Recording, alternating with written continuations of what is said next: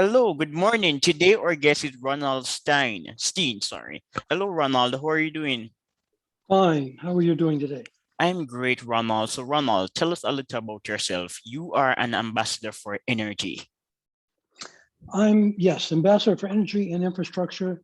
I've devoted the last 5 or 6 years to try and provide energy literacy to the public. I write op-ed articles about once a week, and they get distributed to about 500,000 people.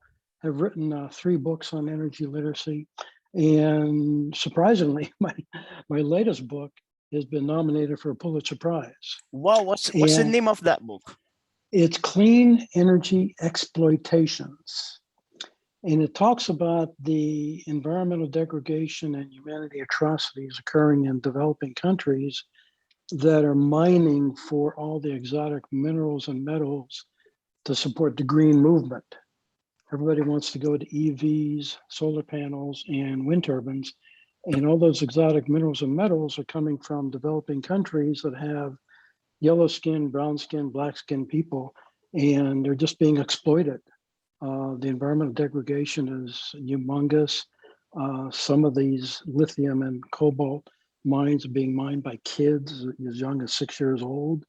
And there's a lot of lack of transparency. You've heard of blood diamonds? Yes, yes. Well, these are turning out to be blood minerals. And that's the reason it was nominated, because of the message in the book. And just trying to make that transparent to the world.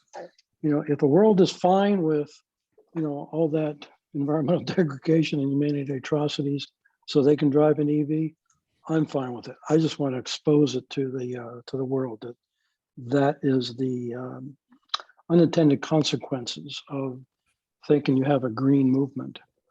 Ronald, it's a consequence of eco-imperialism imposed by the West, but people don't perceive it in this light, but it is a form of imperialism. Exactly. Yes. Yeah, and the evidence used to support many of these policies are inaccurate. So, for example, DDT, the evidence behind DDT was not compelling. Exactly right. Yeah, they get rid of DDT, but they wound up increasing the amount of insects, and so it affected the crops. And so, yeah, there's unintended consequence. There's no silver bullet answers to our energy challenges, but to pick one winner, you got to take a look at what are the repercussions.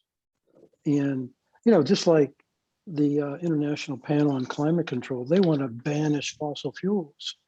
But you got to think about that. You banish fossil fuels, and President Biden is really supporting that. He wants to get rid of fossil fuels. He's killed the Keystone Pipeline.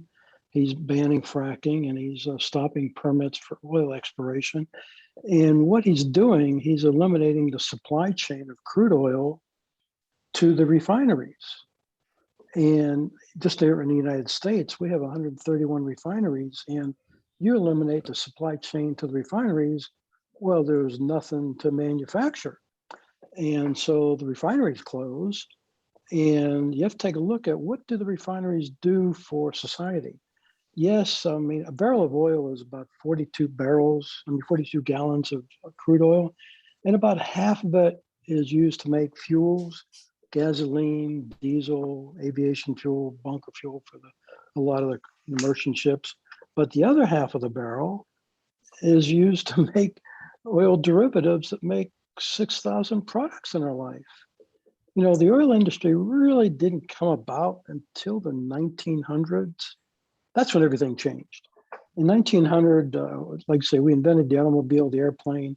Yeah, we were using kerosene and a few things from crude oil. But once we learned how to refine it and get these derivatives, today we have these 6,000 products. Before 1900, we had no medical industry. We had no electronics. We had no communications. We had no militaries. And it just goes on and on and on. And like I say, when you eliminate the supply chain to the refineries, you're in essence eliminating the medical industry. And, that would be devastating. And you also eliminate the supply chain to the food supply industry. And so, you can't get fertilizers without, the fossil fuel industry. So there's a lot of repercussions that they don't consider. And, we're just trying to make it transparent. Ronald, energy is important, and I'm happy that you refer to the 1900s. There's a point in history before the revolution in the oil sector when we relied on whale oil. Yes. Yes, Yes, that was this used. years ago. So this is an example of a market-based innovation saving the environment. Right, right. Yeah, because when you want to commercialize something, that becomes a real challenge because this world's got 8 billion people. And it's interesting, most people don't recognize the fact that 80% of the population in Lipton, that's a big number. That's more than 6 billion people. They're living on less than $10 a day. They can't subsidize themselves out of a paper bag. It's only the healthy and wealthy countries that are pursuing the green movement, the United States, Germany, the UK, and Australia. And like I say, you could literally wipe those off the face of the earth. Every person, manufacturer, animal that emits emissions, wipe them out. And the result would be emissions are going to explode because those poor countries, those developing countries, are basically relying on electricity from abundant, reliable coal. And India and China, they've got a massive amount of coal-fired power plants. By 2000, and they're building many, many more. By 2030, India, China, Indonesia, and Africa will have combined about 3,000 coal-fired power plants. Yeah. Another crucial issue, Ronald, is that pollution is more complicated than how it is debated in the public. So, for instance, the climate is always changing. With or without us, the climate will change. The effects of climate change are not uniform. And fourthly, pollution can be either natural or human. So, and this is why I am so fascinated by the climate debate, because using the cost benefit analysis, many of the recommendations appear infeasible. Why would you deindustrialize an economy when the climate is always changing? The effects can either be negative or positive, and without us, the climate will change. That's So we're true. That's true. When you take a look at it, the world's been around for billions of years. And we've gone through 4 ice ages. We've gone through 4 warming cycles. Those ice ages and warming cycles occurred when nobody lived on Earth. The only thing that was constant during those period of time was the sun. It's probably driven by the sun. But yeah, some of the melting glaciers now, they're exposing tree trunks. There was a forest underneath there. So the greenery we have today, who knows, in 2,000, 20,000 years, we may be under ice. And so I'm not going to be here then, so I don't know. okay. Maybe I'll be around. We will never know. But Ronald, human beings are quite brilliant. I'm a student of history, and I read articles arguing that throughout the duration of climate change in Africa, people in Ghana adapted, and the Chinese, they also adapted. And today we're more intelligent based on technology and access to information than those people who lived centuries ago. So why do some assume that we cannot adapt? Well, that's it. We do adapt. And when you take a look at like weather-related deaths, they've decreased by about 98% because with technology, with heating and air conditioning, and the different products we have, we control the weather basically. The weather's not controlling us. Yeah, humans do have the ability to adapt. And my concern is, if they pursue this path of without fossil fuels, we're going to be going back to primeval times, and we're going to have to adapt. That's going to be a tough adaptation. But yeah, it's before oil, people never traveled more than 100 miles from where they're born. and life longevity was like 20 to 30 years. And, today with oil and all the products and the medical systems we have, all the medication, all medications are based out of crude oil. And we've been learning to adapt, but we can adapt. There's a lot of people who like to live in the mountains and go up to Alaska, and they live off the bare essentials, living off the earth. And but yeah, it's tough. 8 billion people. That's going to be tough to feed, and it's going to be challenging.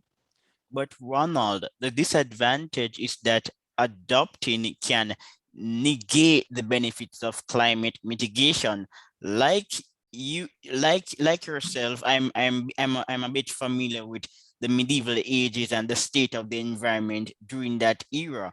And the truth is that based on the evidence we have today, the studies don't suggest that pre-modern man was actually cleaner or more interested in the environment. So if we're reverting back to an earlier period, more than likely we're going to end up with more pollution. This is what I've been reading.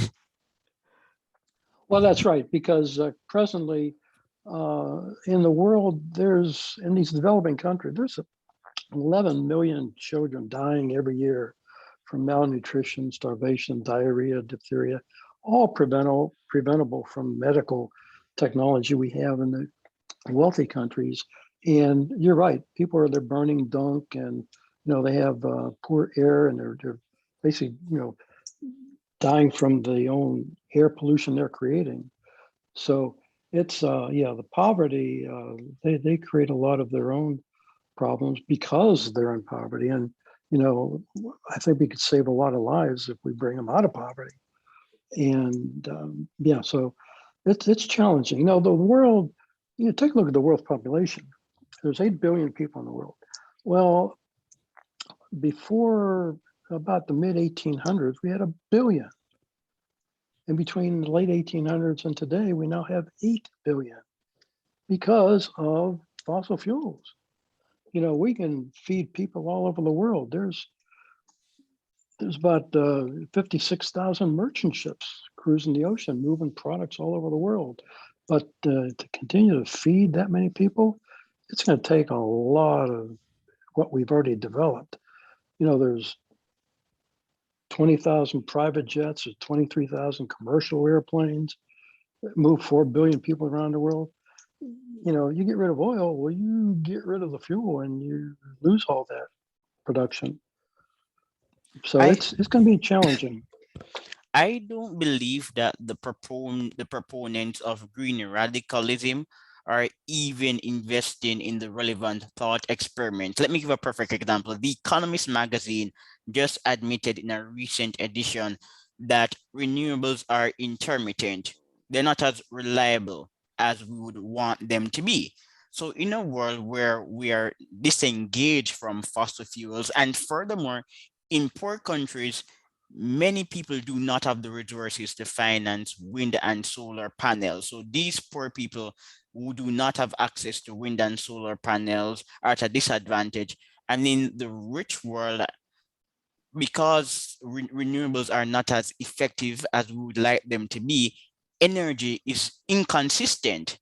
So what type of world are these people actually predicting? Well, let's take a look at renewable energy. Everybody's always gung ho about renewable energy replacing fossil fuel energy. Well, the term renewable energy is basically wind and solar. And let's get down to basics. Now we're talking about breezes and sunshine to produce electricity. And like I say, the solar panels and wind turbines cannot manufacture any of the oil derivatives that make the 6,000 products that part of our economies and daily lifestyles. And so just electricity is not going to run this world. Electricity can charge your iPhone, but it can't make your iPhone. Electricity can charge the Tesla EV battery, but as fossil fuels, it makes the car.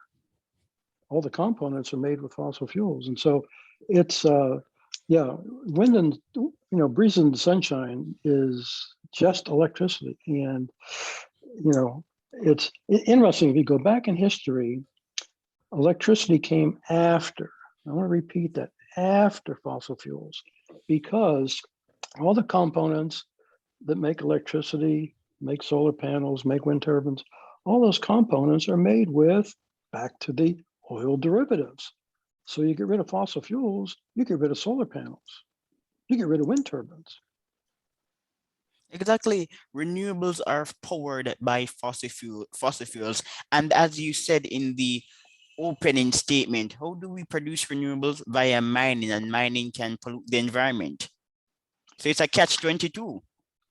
Yes, yes. And mining is a dirty operation. And, there's some of those exotic minerals and metals here in the United States, but you're not going to get a permit to drill for that stuff and mine for that stuff. And, polluting the waters. And it's, like I say, it's just a dirty operation. And in developing countries, they don't need a permit. If, the mine, they basically take all the lithium out of that mine, they'll just move over to another one. They just leave the degradation and move on to the next plot of land. And so that's what we're trying to expose, make transparent to the public, that, just electricity is not the thing that's going to drive the economy. This economy is based on a lot of energy, like you say, with all the amount of, commercial airplanes and the merchant ships and the cruise liners. They require a lot of energy, and that energy is not electrical energy. And so EVs are, that's another problem, because EVs are made primarily with, lithium ion batteries, and they cause fires. In fact, General Motors recently recalled all 100% of their bolts, and that was 143,000 bolts. They recalled them because they were, causing fires, and they wanted to replace some of the modules in the batteries, hopefully to prevent, fires. And then they returned these bolts to the owners with safety recommendations. And because it might cause a fire, they said, do not park it underground in an underground parking structure. Do not park it within 50 feet of something you really like. And when you're charging it, don't leave it unattended. Well, my God, that's a great incentive not to buy an EV. And then, here in California, in the United States, of all the EVs in the entire country, half of them are in California. And California's got the ideal climate. But when you take a look at the EV ownership, the EV owner is usually highly compensated, between $100,000 and $200,000, highly educated, between 1 or 2 degrees, and they have a house that has a garage for parking, or they live in a brand new apartment that might have charging capabilities. But most of the public doesn't have a home, and they park in the street, and it's going to be horrendous to park in the street. In the UK, you've heard of the grid stability articles in the paper. In the UK, they're concerned about their grid stability. And with all the EV charging coming online, they have implemented a law that starting in March of next year, your home EV charger will be programmed to basically be turned off 9 hours a day. And one of those windows, like 4 p.m. to 10 p.m., your charger cannot charge your car. Yes, this is the world in which we currently reside. And Ronald, there's another point to be explored. Renewables also emit pollutants. So the Artland Institute has a paper, I believe it's titled Green Killing Machines. So other than the fact that we employ mining to create renewables, they also emit pollutants. Therefore, if we're serious about containing pollution, again, renewables are not the best option. That's true. That's true. Like I say, we tend to look with, I guess, narrow vision about what we see in our backyard. And if we can get rid of everything and kind of, like, I use the term leak it to a foreign country, we don't see it. In fact, I joke that our California governor, I think he firmly believes we only breathe California air. We don't breathe anybody else's air. So it's okay if we shut down a manufacturing facility here and you manufacture it in China or India or somewhere else that doesn't have the same environmental controls. The emissions are increasing, but we don't see it here. I mean, a case in point, we recently had an oil spill off the coast of Southern California, and Governor Newsom is standing on the beach in Huntington Beach with the oil rig in the background, and he's saying, we are doing our job, California's job, of reducing the exploration of oil. And he's 100% correct. The in-state oil production has been going down for decades. But pre-COVID, the oil consumption in California, we're a big state with 40 million people.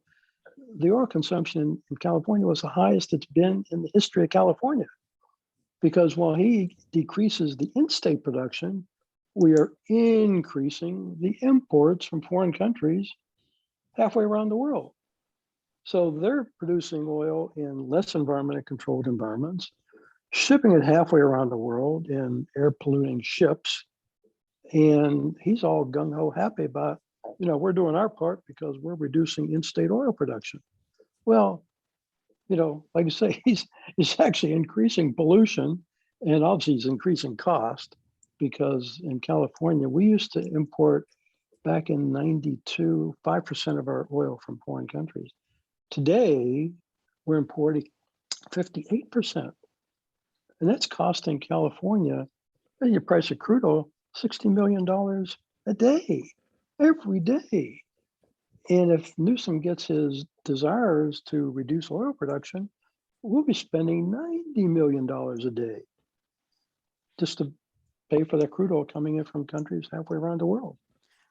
People like Mr. Newsom, they don't seem to understand the efficiency benefits of productivity. America is more productive than many other countries, including China. In terms of IT and innovation, America is still ahead of China. Because Americans are more efficient on average, it is feasible to invest in the oil sector in America. So if you're outsourcing this sector to countries that are more inefficient and polluted, you're not reducing pollution in the world. You're just being a busybody. You're 100% correct. You're actually increasing pollution because, yeah, you're right. We're pretty innovative people. But yeah, like I say, these, if you're going to build something that is a potential polluter, you want to build it in the location it's the most environmentally controlled, so you can control those emissions. And that's exactly what we are not doing. We're basically, moving the stuff offshore to countries that, like I say, they have no environmental controls, no labor controls. In China, sometimes they're using slave Muslims to do this work. And it's really short-sighted, but the person who has the microphone gets all the attention, and then the press, they just transcribe what the person's saying without doing any investigating. So it's a 1-2 punch. Like I say, if the press challenged some of what was being said, maybe some of this transparency would be promoted by the press, but that's not what's happening. You're right. It's increasing the cost of everything here, because it's great. Labor rates are going up. Well, labor rates goes up, it's kind of hard to justify even manufacturing something here, because you can manufacture it in some other country that has much lower labor rates, and just ship it across the ocean. The press is only interested in fabricating the research of people like yourself. By saying, oh, the Artland Institute, those guys are climate deniers. No one denies climate change. Some people are skeptical of anthropogenic global warming. Well, I think Heartland, we're really not deniers. We're really promoting energy literacy. And if you can just be a little bit more energy literate and be able to talk about at the dinner table, that's the goal. Because, we have to have discussions, not speeches. To have Jane Fonda say we want to, stop offshore drilling. Well, that's another thing. You know, the offshore drilling. When that oil spill occurred, you know, my first question I asked myself, why are we even drilling offshore? California has, I think, between 6 and 7 billion barrels of oil estimated to be offshore, and all within 7 miles of land. And with the current technology, old technology, you can drill on land, slant drill, and access that oil. There's no need to drill offshore. You can drill on land. But in California, you can't get a permit to drill, but you can get a federal permit to drill offshore. And so it's a crazy situation because I want to say Jane Fonda's right. We shouldn't be drilling offshore. We should be drilling from land. But yeah, like you say, it's either, you know, get the oil here and, you know, we have a national security risk too. If you depend on foreign countries for oil, your economy is based on, if they like it, they'll keep shipping it to you. If they don't, you're in trouble. You know, when they hacked the pipeline on the East Coast, and the East Coast, you know, shut down because they had no gasoline, what did President Biden do? He calls up OPEC. He says, "Open the valve." So it's interesting when they hacked the pipelines. That's the greatest thing that ever happened in the United States because Biden wants to get rid of oil. You just did. That's the effect of no oil. You have no fuel. Ronald, I have another point in relation to the present topic. What do Americans expect to gain by becoming energy insecure? Well, Joe Biden, what does he expect to gain? Well, again, I think the confusion is he believes, I think, renewable energy is going to replace fossil fuel energy. Fossil fuels does more than provide, I want to use the term energy in the way of fuels. The fossil fuels, because we can get all these derivatives out of it, Lipton, we've had 100 years to come up with clones or alternatives to these derivatives and been unable to do that. So unless there's an alternative plan, you know, like you say, if you get rid of oil, go back to basics. You're going back to the pre-1900s. No electronics, no iPads, no Zoom meetings, because there won't be any iPads to deal with. But it's a crazy world, and that's the confusion. Is it's electricity they're looking at, and electricity is not going to run the planes. You know, I joke that, you know, getting rid of fossil fuels, the greatest thing would happen, it would ground Air Force One. Can't get off the ground with electricity. And no, it's crazy. I mean, if they talk about, instead of renewable energy, I wish they would talk about breezes and sunshine, because that's all it's going to generate is electricity. Breathe and sunshine. I'm laughing, Ronald, because influencers today are quite crucial. They play a seminal role in disseminating information. But what is their medium? This medium is the internet. In a world where fossil fuels do not exist, what will influencers do? Well, without fossil fuels, the internet's going to go away. Yes, exactly. It's yeah, like you say, the whole communication system, our space program, you know, every electronic item is made with fossil fuels. You know, defibrillator, you know, can work with electricity, but it needs oil to make the defibrillator. And everything in the hospital, we couldn't have attacked this epidemic without fossil fuels, because everything in a hospital, you know, all the plastics and all the medication, it's 100% fossil fuels. And they keep talking about renewable energy. Forget about renewable energy. Talk about renewable electricity. And then it's only intermittent electricity. Because as you know, if the wind ain't blowing and the sun ain't shining, you got nothing. In fact, the UK is relying a lot on the wind turbines, and it just so happens that wind took a 2-week vacation. It wasn't blowing, and so they're in dire trouble. So it's going to be interesting because, you know, people are basically, countries are eliminating their natural gas power plants that have been generating continuous uninterruptible power. They're reducing nuclear power, reducing the wealthy countries reducing the coal.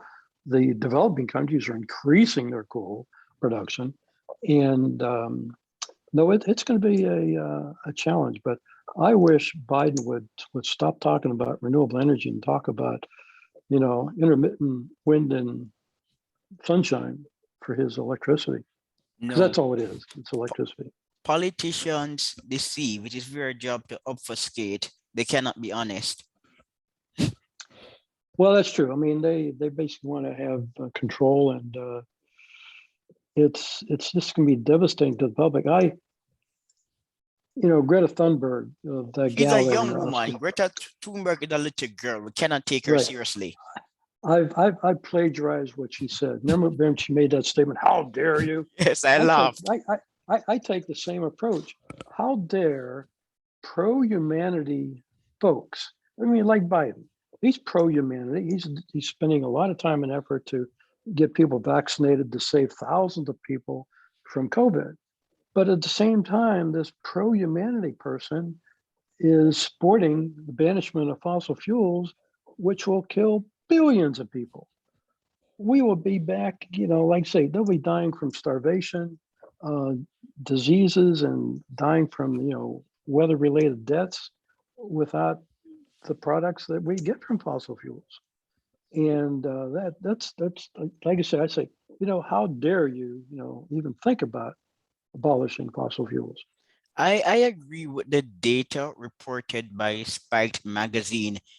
Climate radicalism is only inducing eco-anxiety. Sorry, it's only increasing eco-anxiety. That's right. That's all. The discussion, they talk about, heartland being denier. They're not a denier. They basically just want to have a discussion. Yeah. Hey, if we can get rid of fossil fuels, fantastic. Give me your plan. How do you plan to do it? How are you going to replace it? Before you jump out of an airplane, it'd be nice to have a parachute. And so that's that. Like they say, it's we need a conversation. But to have these people just get up there and grab the microphone and speak, world's coming to an end, in 5 or 10 years. Every 5 or 10 years we hear the same speech, and just scares the living crap out of people. And but let's have a discussion. I'd be all in favor of getting rid of fossil fuels if there was an A alternative superior plan. replacement, exactly. And we're having a Yeah. discussion right now. And the truth is that food production is on the increase. I love to read H. Sterling Burnett. He's adept at marshalling the best data for his readers. Yes. He's a pretty sharp guy. Yeah. But like I say, if you want to get rid of DDT and you want to get rid of fertilizers, well, what's your alternative? Well, we need everything we can to feed 8 billion people, and if you eliminate the insecticides and the fertilizers, the insects will take over the food industry. So yeah, like I say, that's a discussion I want to have. I'm all in favor of getting rid of fossil fuels if you have a plan to keep societies and economies and lifestyles, progressing. We often hear that sea levels are rising, and this is true, but the rises are modest, and in spite of rises, islands are still expanding according to the work of people like Kent. Guys like me and you, our job is to disseminate accurate information, but we do so by increasing our audience. Engagement is an issue.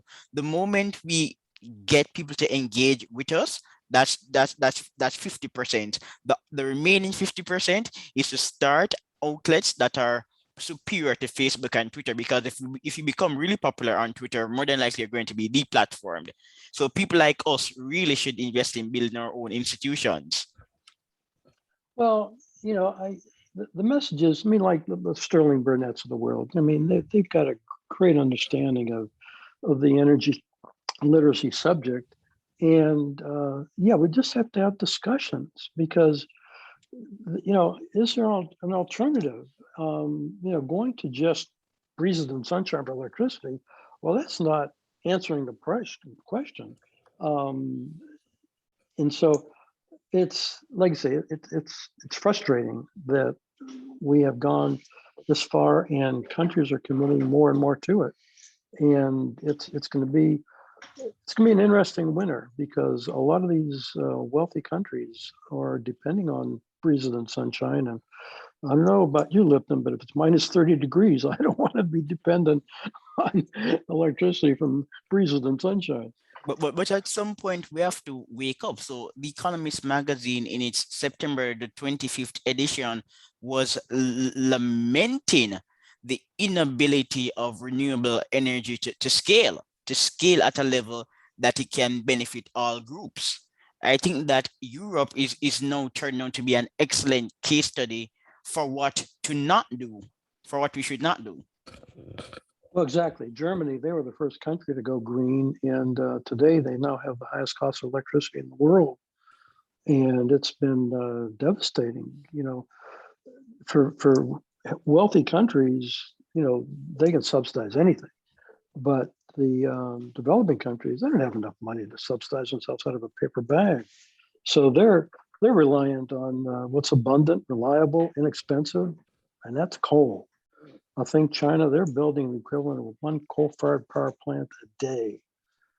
And it's, like I say, it's going to be a crazy situation. The Chinese and the Indians are smart. They're not winning off coal. Who isn't? I said the Chinese and the Indians, they are smart. They're not divesting from coal. Oh, no. They're investing in coal because, like I say, they've got, I think China and India have about 1,200 coal-fired power plants. And like I say, by the end of 2030, China, India, Indonesia, and Africa are probably going to have about 3,000 coal-fired power plants. Yeah, they need electricity, and like I say, they have no money, so they have to go with what they can. But you know, I live here in California, and half of California is Hispanic and African American, and their income is about half of the more well-off people. And when we increase, the cost of the electricity and the cost of fuels, it's regressive on them. It's a bigger chunk of their paycheck, and they got to decide: do we want to pay the electric bills, put fuel in the car, or do we want to have food on the table and have medication? And so it's a real challenge on the people that can't afford it. And ironically, the people that passing the laws are well off. A lot of times, especially movie stars, they got, multiple private jets and multiple homes around the world. They got the highest carbon footprint, and they're basically saying we should be riding buses. Well, they're flying all over the world, and they have their yachts and everything else. So it's like I say, it's a double standard. They're not cutting back. And in this game, the Americans are missing a big opportunity. Because Americans are so innovative, they should be proposing new methods to refine coal. But the energy is being diverted elsewhere to climate hysteria.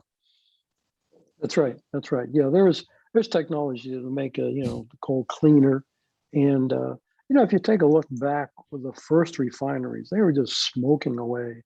But once you have an economy and you can invest in the technology, then you can basically control the emissions, and that's what they've done.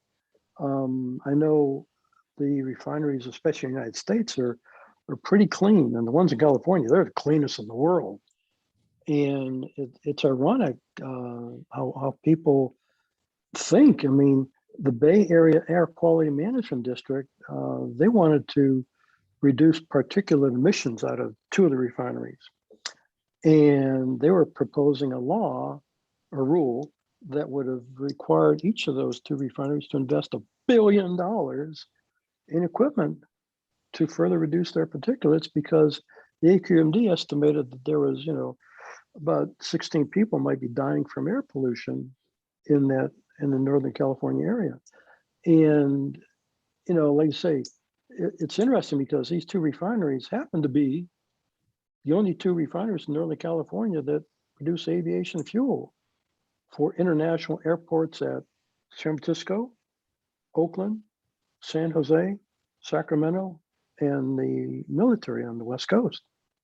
And if you eliminate, and both have said they're going to shut down. If they have to, they're not going to spend $1 billion just for this because they can't suck it up that much. They would just shut down the refineries. So shut down the refineries, the aviation fuel is going to be coming from China. Now that's a great national security position to be in. You're going to become a vassal state of China. That's your future. Yeah, that's right. That's right. And so, you know, China already controls all the exotic minerals and metals, lithium and cobalt. In fact, they just announced, you know, they got about $1 billion of lithium in Afghanistan. Well, Chinese are already, you know, in there mining for it because the Afghans, they can't do it. So China's taken over that part of it. So, yeah, it's, you know, China controls all the efforts we want to do to go green. And you saw it, you know, the chips for automobiles weren't there. And if the supply chain coming in is not there, then, you know, automobile manufacturing is really hurting. And then, you know, Biden wants to eliminate oil. You know, the Keystone Pipeline that he shut down, that's Canadian oil. They want to sell it to somebody, and the United States doesn't want it. So they're shipping it to the West Coast. It's Oh, being shipped, and it's being shipped to China. oh, and I must say, Biden appears to be woke, but shutting down the Keystone Pipeline is harming Black workers. Exactly. Yes. And like I say, there's no alternative plan. I mean, he's, you know, he wants to get rid of oil in favor of breezes and sunshine. Well, there's a void. How do you keep the medical industry alive? You can't keep the medical industry alive just on electricity. Exactly. And do you know what's also quite foolish when we examine climate radicalism? These people are not in favor of privatization, and privatization is correlated with environmental prosperity. When we Exactly. privatize assets, people are less likely to pollute such assets because they own them. And this is why we have agencies like PERC, Property Environmental Research Center. PERC does really good work.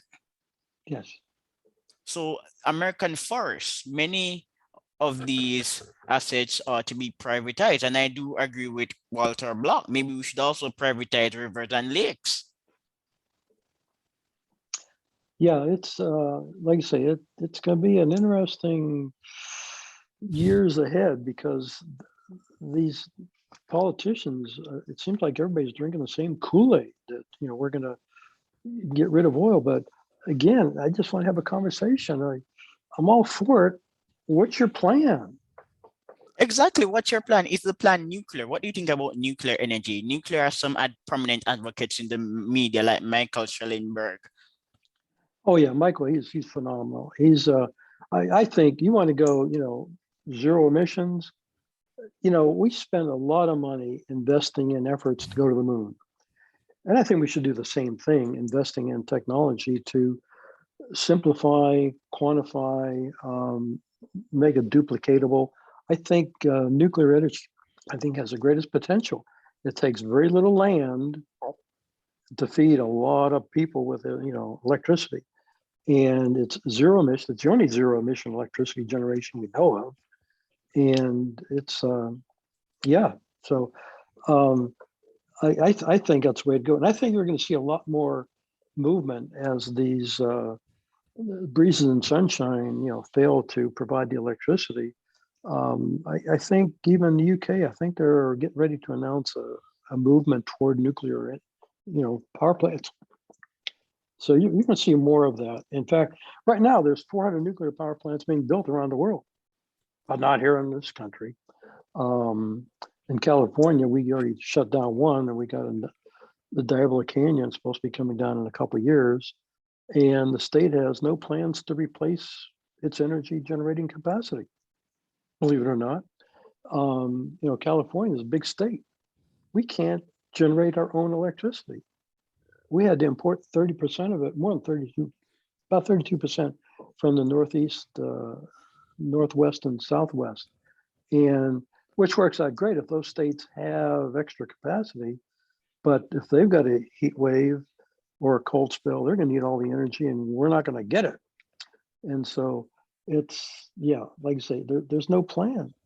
There is a And, plan, Ronald. There is a plan. The plan is to ensure that America becomes a vassal state. That's the plan.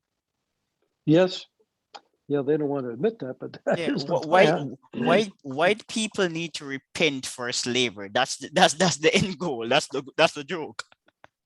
It's a movie many years ago. People said, "Oh man, this hell, I'm not going to take it any longer." And I've been saying this for the last 10 or 20 years that people should be saying that, but they're not. I mean, here in California, we got the highest cost of electricity, highest cost of fuel in the country, and Newsom is doing everything possible to increase it, to increase both of them. And you gotta come up with ways of having affordable electricity. And I don't think you want to go to coal, but I think nuclear would provide a great source of electricity.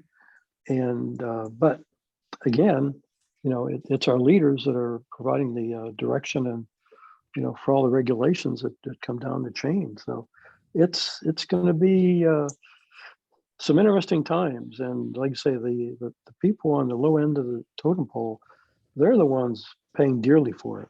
And it's really pathetic, and it's unconscionable that he can keep doing this on the poor, because the wealthy people, they can afford energy at any cost. So you put $100 in your gas tank. But if you're flipping burgers, you can't do that. I mean, every penny is critical, and you need life insurance, so you need medications, food, and you got to keep utilities running, and it's challenging. And again, I will always belabor. Oh, let me correct myself. I believe his last name is Schellenberger. It's not Schellenberger. I'm not remembering at the moment. I think it's Schellenberger. But yes, let me belabor this point. The Urban Institute, in collaboration with another organization, did a study saying that wokeness does not pay. And the study referred to California. Wokeness is expensive. It does not pay. Minorities are actually leaving woke states like California. Well, they obviously can't afford to live here. I mean, it's becoming tough for the wealthy people to stay here. In fact, we see a lot of people that retire, and when they retire, the first thing they do is they pack the bags and they leave the state, because you get, if they're on Social Security, you get more bang for your buck living in somewhere else that has a lower cost of living. It's you know it's and for the poor people, it's tough, and it gets tougher on them because they normally can't live as close to work as they want to because the housing is so expensive. So if they live far away, then they're required to drive a greater distance, and the cost More of fuel money. is exactly, it's crazy. It costs them more money for fuel, and cost of fuel drives up the cost of everything. The cost of bananas, the cost of lumber, and that goes into the cost of housing, and everything goes up. And so then the pressure is, well, let's increase the labor rates. Well, that's fine and dandy. Increase the labor rates, and that increases the cost of production and manufacturing, and so it just balloons out of sight. But no one is doing anything to reduce the cost of energy. Well, I would say the cost of electricity. And if we can reduce the cost of electricity, and in the case of California, like you say, if we can, we have 40 million people, and we're the seventh largest economy in the world. And to be dependent on foreign countries halfway around the world for our crude oil supply to meet the energy hog needs of the state, that's an energy, a national security issue. And Biden is seeing that now. Like you say, relying on OPEC to open the valve. I mean, and again, those ships coming across the country, they're polluting. It's amazing. It just takes forever to get there. California is unique because you've heard about the United States being a net oil exporter Yes. during the Trump campaign because of all the fracking. Well, California had absolutely no access to that oil because there's no pipelines over the Sierra Mountains. We're isolated. We're an island, isolated from the rest of the country, energy-wise. And the only way to get that oil to California is through the Panama Canal. It's cheaper to bring it in from a foreign country. You could get it here by rail or by truck, but those have been eliminated by regulations and public outcry. And so that excess oil in the Midwest, we have no access to that. We just rely more and more on foreign countries. And as much as we import all that oil and send them all that money, they're still not sending us thank you cards. Not at all. They're ingrates. That's right. That's right. Despite the billions wasted on aid in the Middle East, these people do not respect the Americans. Well, one can argue that American imperialism has not favored the Middle East, but you get the point. If you're getting aid from America, you should at least have the decency to pretend to like the US. Well, they might pretend. But we're in a state of gullibility. I don't know if American leaders are gullible, stupid, misinformed, or just idle. I think it's a combination of both. It's almost unconscionable that they have the lack of intelligence to understand what they're doing. But again, I don't want to hear any speeches. I want to hear conversations. I'd like a panel discussion. If you call the Heartland deniers, I think they're bringing the facts to the Invite them to table. CNN. Yeah, but just to have a conversation. The Green New Deal, great, but hey, let's dig into that. And you want to eliminate the airline industry, and that eliminates the military industry as well. It's like I say, there's no plan. And then the Green New Deal requires a wealthy country to invest trillions of dollars. Like I say, the 80% of the world's living on less than $10 a day. They're never going to come out of poverty. Yes, they will not come out. They will not escape poverty if they follow the Green New Deal. And many of Exactly. them are also gullible, like leaders in the United States. Rich countries are exporting climate radicalism to poor countries. Which countries? Rich countries. Oh, yes. They're yes. exporting climate radicalism to poor countries. Right. So poor countries in the Caribbean, they cannot afford renewable energy. They should not be talking about renewables, but many of them are because it's a fad. Yep. Exactly. Yeah, I don't know, but it appears that we're being led by zombies. But then again, let's not be naive, Ronald. Many billionaires and politicians are affiliated to these renewable energy companies. Oh, yes. Yes. But when Biden has his climate conference, who's he invite? Politicians to movie stars. He doesn't invite anybody to have a discussion. He basically wants only the people that believe in his concept, but they never talk about the alternative, the unintended consequences if they get everything they want. Like I say, Biden would like to shut down every nuclear power plant, every natural gas power plant. I know Mayor Garcetti even mentioned this is the end of natural gas in California when he started shutting down natural gas power plants. And then when we had the brownouts, they said, well, we better reactivate these. And so it's like you say, I just want to find out, I'm all for doing what they want to do if it would work. And like I say, there's just too much in our lifestyle. And, like I say, you get rid of the medical industry, that would be devastating to the world. And I think back in the 1950s, we had, 2 or 3 billion people less. I mean, we'd be, like I say, it would be devastating. I mean, the amount of people dying from diseases and starvation because we can't produce the food without fossil fuels. We can't move the food without fossil fuels.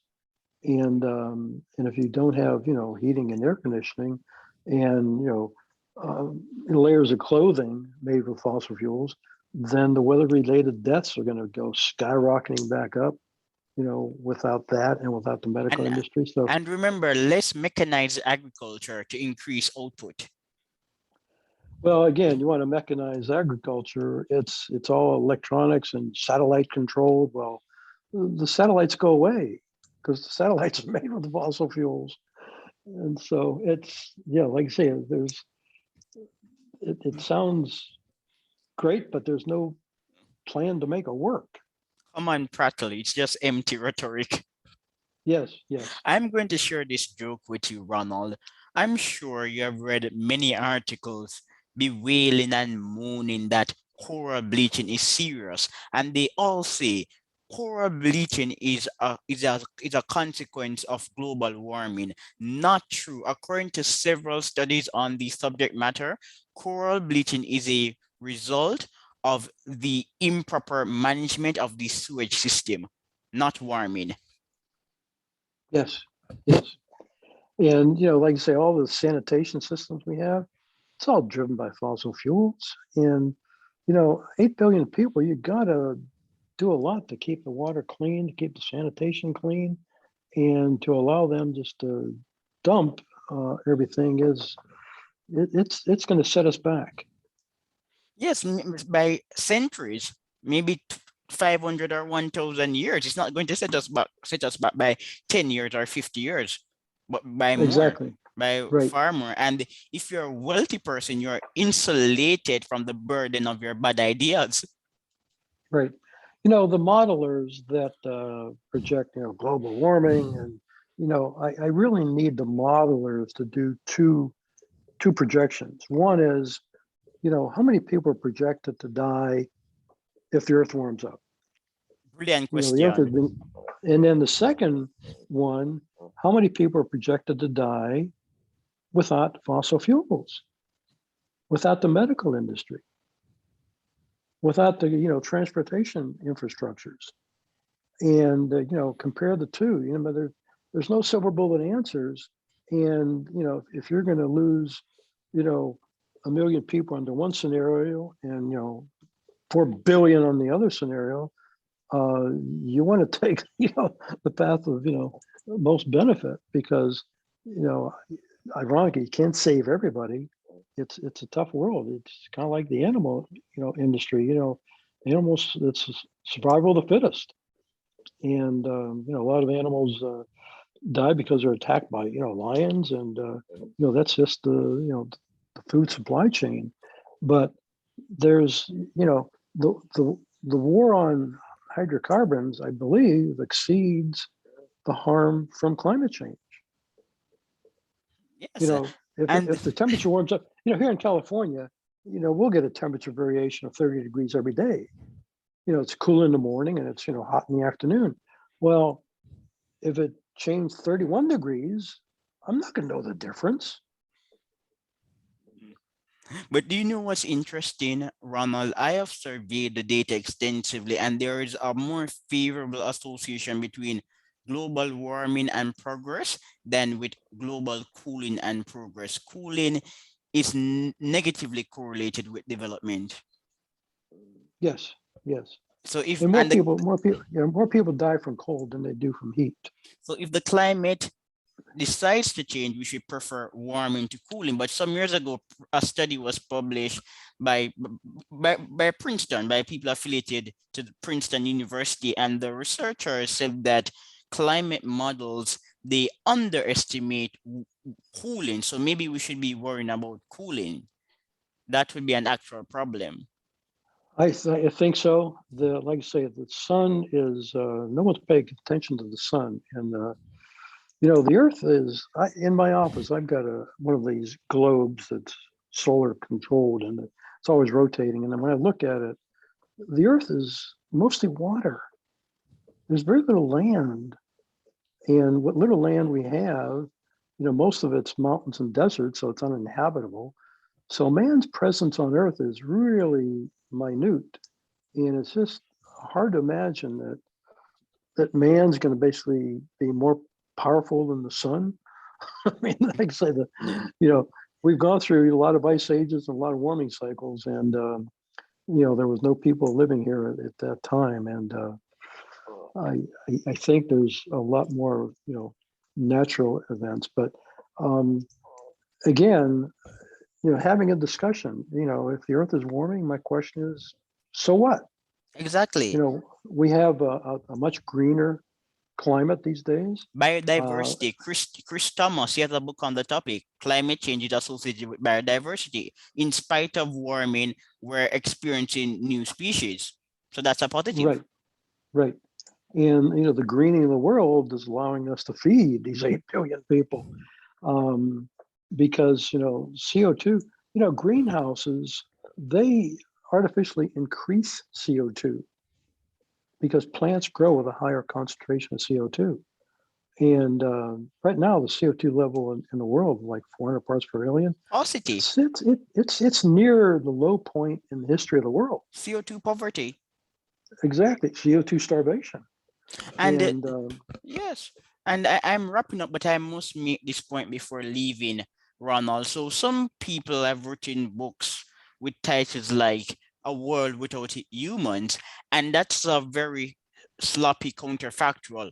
What they're arguing is that human beings are in the world. Like, we've been on planet Earth for centuries. However, if we exclude humans from planet Earth, then the environment will improve because humans add to pollution. This is a sloppy counterfactual. We should actually be in envisioning a world where humans do not exist, and they did not exist any at all.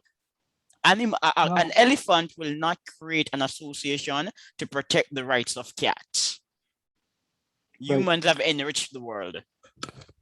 Well, like I say, during the premium of the times, people got up in the morning and said to go out and find food for the day, and we'll be competing with the animal kingdom for And survival. animals are very aggressive. They lack human intelligence. They don't care about the environment. They're unable to understand abstract ideas. So a world without humans will be highly polluted.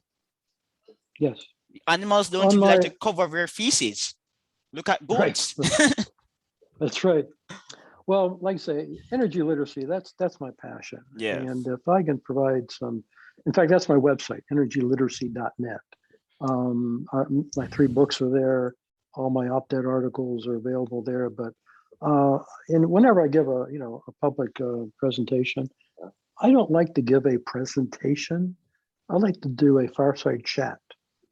In fact, a lot of times the audience may not be, energy literate to ask questions, and I'll share with them, 30 questions about, national issues, international issues, state issues, to help, move the conversation along, because I don't want to give a speech about something they don't want to hear about.